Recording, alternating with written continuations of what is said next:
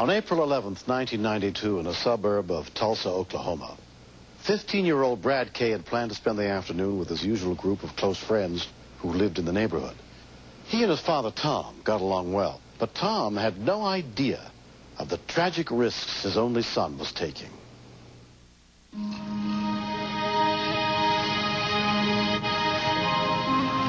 Brad was all-American boy. He was adventuresome, intelligent, inquisitive.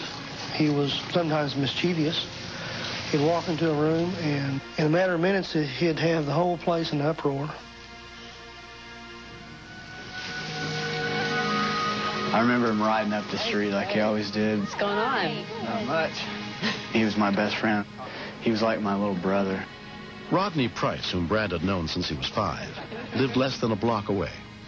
When we were all bored, he would usually find something to do, or he'd say something, a joke or something. He was hilarious. He'd make everybody laugh. Another close friend, Aaron Albrecht, was also over at Rodney's that day. We were talking. Someone had mentioned butane, so we decided to go up to the store. Me, Brad, and another friend. See you later. Huffing. It was kind of like a fad. Everybody at school was doing it. Brad, he loved it because he made him feel like he was invincible or different or something. I mean, and I felt the same thing. I liked it too. I did it every once in a while, but I did it enough to where I really shouldn't have, but I never thought it would hurt me. All right, let's talk it, fellas. We drove around for about an hour or an hour and a half, and we kept on inhaling butane. Brad did about a whole can, but he was being normal as far as I could tell. You know, I didn't see anything different besides him laughing all the time. We came back here. Brad was walking in front of me.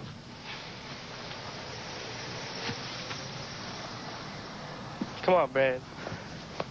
I said, come on, get up. Brad. He wouldn't get up. I didn't know Brad. what was going on. Rodney! My heart was racing. I was Rodney! freaking out. Oh, God. Brad! The way he was on the ground looked like, I mean, there was something really wrong. He wasn't breathing.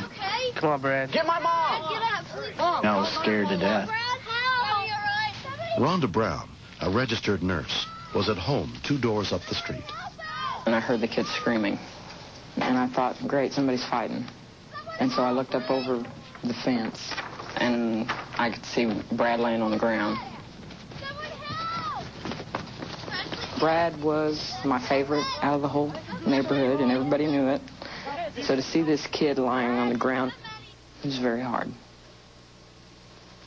Brad! He was making a sound where you could tell no air was moving in his lungs. A car pulled up at that point, and a man came out of the car, and he said, I know CPR. He checked for a pulse. He said he doesn't have a pulse.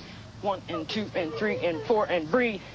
I was screaming at him, come on, Brad, come on, breathe. 3 and 4 and breathe. Come on, Brad. At that point, I was all nurse. One of the kids had run to get Brad's father, Tom Kay.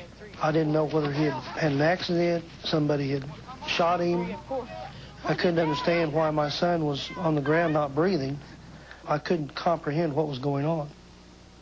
3 and 4 and... Come on, Brad. He only responded to me one time, and he looked straight at me, and he went and took a full breath. Come on, that's it. That was the only breath he took that was effective. And that's where it dawned on me, you know, we may lose this kid.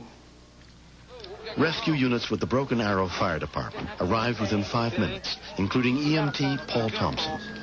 The way the neighborhood was responding, you could tell that this young man was important to a lot of people. What we got? It was obvious that he was starving for oxygen. And then when I realized that Brad was in cardiac arrest, I put my pads on the chest of the patient. I hooked up my defibrillator. Everybody stand back, back. I didn't want to see anymore. I mean, the way everybody was acting, the way it seemed like Brad wasn't going to make it.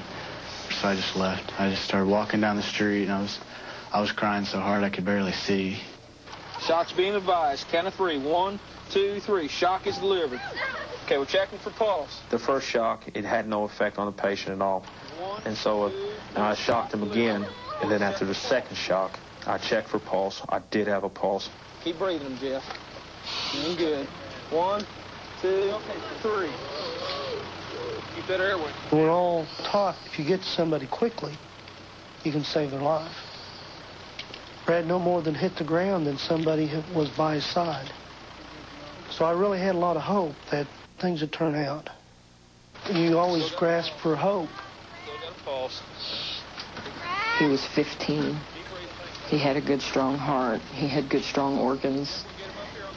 And so I kept thinking, get this kid to a hospital and get him on a vent, and he's going to be fine. Brad Kay was taken to St. Francis Hospital, where he was examined by pediatric intensive care specialist Dr. Michael Stoyko. You got an epi drip? He unfortunately was minimally responsive. By filling the lungs with butane, the lungs no longer had oxygen, and the oxygen levels in his blood dropped rapidly. Bed's clear. But you could look at his face, and you could see a beautiful, vital young man there who did something intentionally, who was now laying there helpless. Everybody was just very, very depressed, knowing that this could have been prevented. All Tom and Jan Kay could do was wait for word of their son's condition. One of the police officers came up to me and said, "Your son was huffing butane." And I said, "What's that?" He said, "Well, that's where they inhale the butane out of the can." And I thought, oh, Lord. And I couldn't believe that Brad would choose to do something like this. You just keep hoping that this is not really happening, and it didn't seem real. It seemed like this was happening to someone else. He's not opening his eyes. He's not moving around. And that's very worrisome that his brain may be very seriously injured. The initial prognosis that I told the parents was that he was very unlikely to survive. That would make sense. At that point, our hearts just sunk, absolutely sunk. You'll see the little pad on his chest here, what that's doing now. There was just no change in Brad at all. From the first time that I saw him to the last time that I saw him. So it's been a rough road here for the last hour. You know, miracles happen every day, and I thought, why can't one happen for us? Mr. and Mrs. K. At 5:30, they came in and they said Brad's blood pressure. Brad was failing. You need to go in and be with If you want to say something to your son, now's the time. So we went in there and spent the last moments with him. And we held his hand as he slipped away. There was nothing we could do.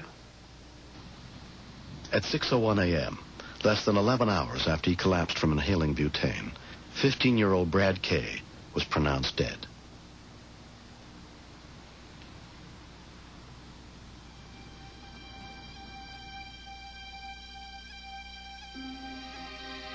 The lesson I would love to have people learn is that, contrary to what their peers may be telling them, these types of drugs are very dangerous. You are essentially playing Russian roulette. The tragedy here is one of ignorance. There are probably thousands of children out there who are inhaling these various chemicals, and probably as we speak, one of them is dying. I still have a picture on my wall of him, just to remind me. I don't want to forget about him. If Brad never died, I'd probably still be huffing right now. But that right there is something that'll just kill you. I mean, even though it didn't, I'm not dead. I mean, it seems like some part of me's dead because Brad died. It seems like part of me's missing. I always knew teenagers weren't invincible, even though they think they are. It's sad that it took him for everybody to learn a lesson. I miss him. If I could do anything to bring him back, I would.